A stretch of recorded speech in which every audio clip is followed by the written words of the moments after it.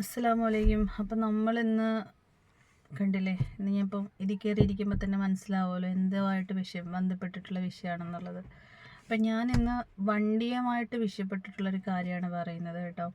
അപ്പം നമ്മൾ വണ്ടിയൊക്കെ പലരും റെൻറ്റ് കൊടുക്കുന്ന ആൾക്കാരുകൾ ഇപ്പം ഇത് കാണുന്ന ആരെങ്കിലുമൊക്കെ ഉണ്ടാവുമായിരിക്കും.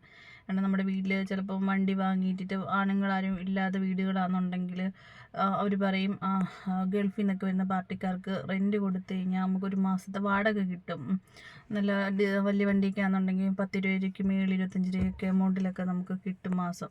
അപ്പോൾ നമ്മൾ കാലം കുറേ ആയിട്ട് നമ്മളിവിടെ അങ്ങനെ ചെയ്തുകൊണ്ടിരിക്കുന്ന സാഹചര്യത്തിൽ ഈ അടുത്തിടെയായിട്ട് കണ്ടുവരുന്നൊരു പ്രവണത ഒരുപാട് കേട്ട് ഇപ്പോൾ നമ്മുടെ ഈ ഒരു സംഭവം നേരിട്ട് അനുഭവിച്ച ഈ ഒരു സംഭവത്തിൻ്റെ പേരിൽ അന്വേഷിച്ചപ്പോൾ പലയിടത്തും ഇത് സംഭവിച്ചുകൊണ്ടിരിക്കുന്നത് ഇതുപോലെ അനുഭവങ്ങളുള്ള ഒരുപാട് പേരുടെ കാര്യങ്ങൾ പറയുന്നുണ്ട്. കാരണം റെൻറ്റിന് ഇവർ എടുത്തുകൊണ്ട് പോയിട്ട് വണ്ടി മറിച്ച് വലിയ എമൗണ്ടിന് ഇവർ മറിച്ച് പണയം വയ്ക്കുകയാണ് ചെയ്യുന്നത്. അപ്പം ഈ ഓണർമാർക്ക് വണ്ടി നഷ്ടപ്പെടുന്നു. അവർക്ക് ഈ ഇടയ്ക്ക് നിൽക്കുന്നവർക്കാണ് ശരിക്കും പറഞ്ഞാൽ ലാഭം. കാരണം ഒരിടത്തു നിന്ന് അവർ വണ്ടി റെൻറ്റിന് അവർക്കൊരു ചെറിയ എമൗണ്ടിന് വണ്ടി റെൻ്റ് എടുത്തുകൊണ്ട് പോവുകയും വലിയ എമൗണ്ടിന് അവരവിടെ മറിച്ച് പണയം വയ്ക്കുകയും ചെയ്യുന്നു. അപ്പോൾ ഈ വാങ്ങി വെക്കുന്നവർ ഇത് ഏതാണെന്നുള്ള, പക്ഷേ അവരുടെ കയ്യിൽ അത്രത്തോളം വിശ്വസനീയമായിട്ടുള്ള രീതിയിലുള്ള പ്രൂഫ് കൊടുത്തിട്ടാണ് അത്ര ഇവർ ഈ വണ്ടി കൊണ്ടുവെക്കുന്നത്. അവർ കള്ള പ്രൂഫെല്ലാം ഉണ്ടാക്കിയിട്ടാണ് വണ്ടി കൊണ്ടുവെക്കുന്നത്. എഗ്രിമെൻറ്റ് ഉൾപ്പെടെ, ചെക്ക് ഉൾപ്പെടെ, അങ്ങനെ പല കാര്യങ്ങളും അവർ വിശ്വസിക്കുന്ന രീതിയിൽ വണ്ടി വെക്കുന്നുണ്ട്. അപ്പോൾ അറിഞ്ഞോ അറിയാതെ ഇപ്പം നമ്മുടെ മുമ്പിൽ ചിലപ്പോൾ നമ്മൾ വിചാരിക്കും ഇന്ന ആൾ അറിയാവുന്ന ആളല്ലേ, അതുകൊണ്ട് വണ്ടി കൊടുക്കുന്നതുകൊണ്ട് കുഴപ്പമില്ല എന്ന് വിചാരിച്ചിട്ടായിരിക്കും നമ്മൾ ഈ വണ്ടി കൊടുക്കുന്നത്. പക്ഷേങ്കിൽ എത്ര അറിയാവുന്ന ആളോ ആയിക്കോട്ടെ, കണ്ണടച്ച് തുറന്നാൽ നമ്മളെ പറ്റിച്ചുകൊണ്ട് പോകുന്ന മനുഷ്യരാണ് നമ്മുടെ ചുറ്റിനും ഇന്നുള്ളത്. അതുകൊണ്ട് ആരും ഒരു കാരണവശാലും വണ്ടി ഓടാൻ ആളില്ല എന്നുണ്ടെങ്കിൽ വണ്ടി വിറ്റൊഴിവാക്കുക, തലേന്ന് ഒഴിവാക്കി വിടുക. അതല്ലെങ്കിൽ നമ്മുടെ ഷെഡിൽ തന്നെ കിടന്നോളും, വണ്ടി ഒരു സേഫായിട്ട് അവിടെ കിടന്നോളും. പക്ഷേ നമ്മൾ വിചാരിക്കും വീട്ടിൽ 2 വർഷം ഗൾഫുകാരൊക്കെ വീടുകളിൽ 2 വർഷമൊക്കെ കഴിഞ്ഞായിരിക്കുമല്ലോ ഇവരെല്ലാം നാട്ടിലൊക്കെ വന്നിട്ട് വണ്ടി ഉപയോഗിക്കുന്നത്.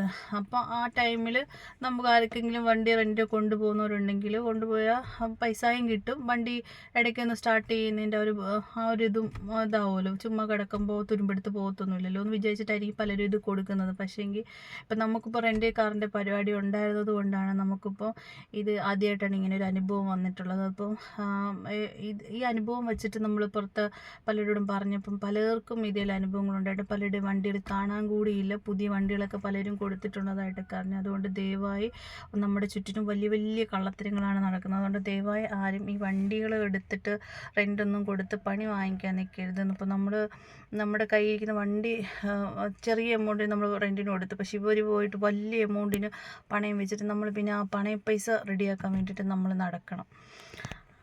അപ്പോൾ നമ്മൾ അഥവാ കൊണ്ടുപോകുന്നൊരു മയക്കുമരുന്ന്, കഞ്ചാവ് എന്തെങ്കിലും വെച്ചിട്ട് വണ്ടി ഓടിച്ചിട്ട് പിടിക്കപ്പെട്ട് കഴിഞ്ഞാൽ ഇതിൻ്റെ ഓണർ നമ്മളായിരിക്കും കുടുങ്ങുന്നത്. കൊണ്ടുപോയവർക്ക് യാതൊരു ബാധ്യതയും കാണത്തില്ല. കുടുങ്ങുന്ന മൊത്തം നമ്മളായി, നമ്മുടെ പൈസ പോവും, മാനം പോവും, പോലീസ് കേസ് അങ്ങനെ പല ഗുലുമാലും ആവും. അതുകൊണ്ട് ദയവായി ആരും ഈ പരിപാടിക്ക് നിൽക്കാതിരിക്കും. അപ്പോൾ ഇന്നത്തെ വിഷയം ഇത്രയേ ഉള്ളൂ.